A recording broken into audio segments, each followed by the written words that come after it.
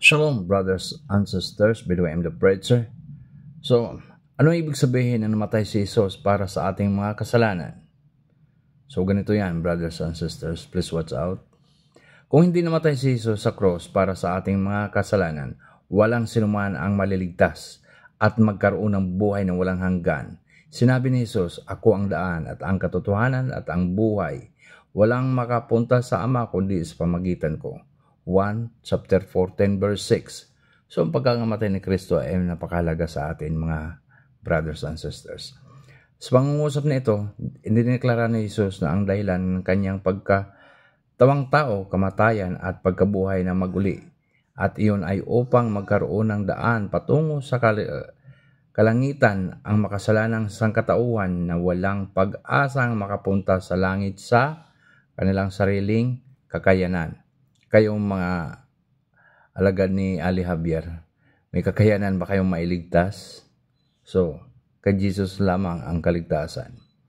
Nang likhain ng Diyos si Adan at Eva, ginawa niya silang perpekto sa lahat ng kaparaanan at nilagay sila ng Diyos sa paraiso sa hardin ng Eden.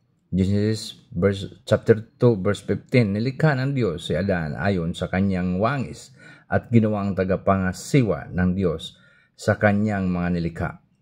Binigyan sila ng Diyos ng kalayaang magdesisyon at mamili ayon sa kanilang malayang pagpapasya.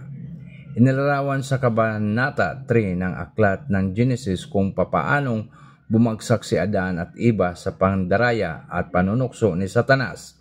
Sinuway nila ang kalooban ng Diyos nang kumain sila ng bunga ng puno na nagbibigay ng kaalaman sa mabuti at masama na ipinagbawal sa kanila ng Diyos. Matigas kasi mga ulo, karamihan ngayong mga tao ay matitigas ang ulo.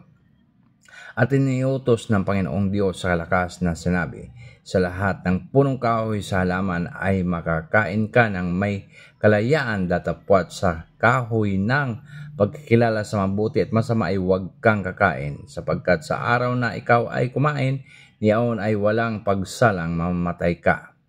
Genesis chapter 2 verse 16 to 17. Ito ang unang kasalanang ginawa ng tao at dahil dito ang lahat ng tao ay daranas ng kamatayang pisikal at espiritual dahil sa ating pagkasalang kalikasan na ating namana sa ating ninuno na si Adan. Inineklara ng Diyos na ang lahat ng pagkasala ay mamatay sa pisikal at sa espiritual. Ito ang tiyak na maranasan ng buong sangkatauhan, ngunit dahil sa biyaya at habag ng Diyos, pinagkaloob niya ang paraan upang makiligtas tayo sa kanyang kaparusahan sa pamamagitan ng dugo ng kanyang anak na nabuhos doon sa cross. Sinabi ng Diyos, walang kapatawaran ang kasalanan kung walang pagbububo ng dugo. Hebreo chapter 9 verse 22. Ngunit sa pamamagitan ng pagbububo ng dugo ni Jesus, ipinagkaloob niya ang kaligtasan sa kanyang mga hinirang. Pinagkaloob ng Diyos sa mga tao sa lumang tipan na maituring na malinis sa kasalanan o maituwid sa paningin ng Diyos sa pamamagitan ng paghahandog ng mga hayop na susunugin para sa kasalanan. Bagamat ang mga panahong paghahandog na iyon ay panandalian at anino lamang ng minsan ang paghahandog ni Kristo para sa kasalanan doon sa cross. Hebreo chapter 10 verse 10. Kaya paubayan ng Diyos na mamatay sa cross upang iligtas ang sangkatauhan, upang itigil na natin ang paghahandog ng mga animal sacrifice or dugo na nagmula sa hayop para ipangtubo sa ating mga kasalanan. Kaya ginawa na ni Kristo yun para isahan lamang. Yung ating gagawin lamang ay mananampalataya, pananalig sa Diyos pamamagitan ni Kristo. Yun ang katagumpayan. Kaya galit na galit si Satanas dahil sa katagumpayan na ginawa ng ating Panginoong Hesukristo. Ang dahilan kung bakit napunta si Jesus dito sa lupa at namatay sa cross ay upang maging perpektong handog para sa kapatawaran ng ating mga kasalanan. Colossians chapter 1 verse 22 and 1 Peter chapter 1 verse 19, sa pamamagitan niya naganap ang ipinangakong buhay na walang hanggan ng Ama sa mga nananalig at nananampalataya kay Jesucristo ayon sa Galatia chapter 3 verse 22. Ang dalawang salitang ito, ang pananampalataya at pananalig, ay napakahalaga sa ating kaligtasan sa pamagitan ng pananampalataya at pananalig na nabuhos na dugo ni Kristo sa krus para kapatawaran ng ating mga kasalanan. Tayo ay tumanggap ng buhay na walang hanggan sapagkat sa biyaya kayo ay nailigtas sa pamagitan ng pananampalataya. Hindi ito sa inyong sarili, ito ay kaloob ng Diyos, hindi na sa pamagitan ng mga gawa upang walang sinuman ang magpapuri. Ephesians chapter 2 verse 8 and 9. So, kaya gayon lamang ang pag-ibig ng Diyos sa atin, kaya pinadala niya ang bugtong anak ni Jesucristo upang maging tao para tayo magkaroon ng kaligtasan. Yun ang pangako ng Diyos sa atin, na magkaroon ng kaligtasan sa pamamagitan ni Kristo dahil sa kanyang pagkamatay sa cross.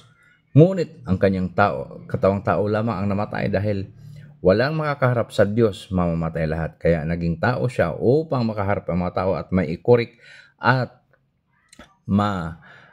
ipaliwanag ng tama sa ating mga tao. Dahil sa ating mga kasalanan, tayo ay nagkalayo at lumayo sa Diyos.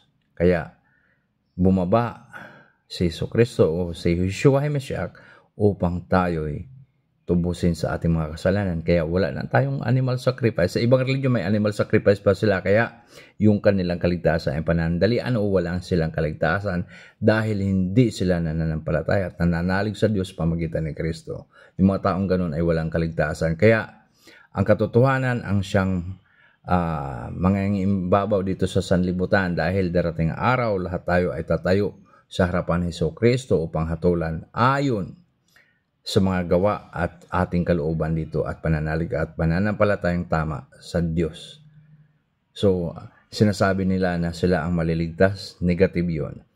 Maliligtas ang isang tao ayon sa pananampalataya at pananalig sa Diyos pamamagitan ni Kristo at mamuhay ng tama dito sa sanlibutan habang nabubuhay pa tayo. Kasi ang kabayaran ng kamatayan ay ang kabayaran ng kasalanan ay kamatayan. 'Di ba? So, yun tandaan natin, brothers and sisters. Shalom and God bless everyone.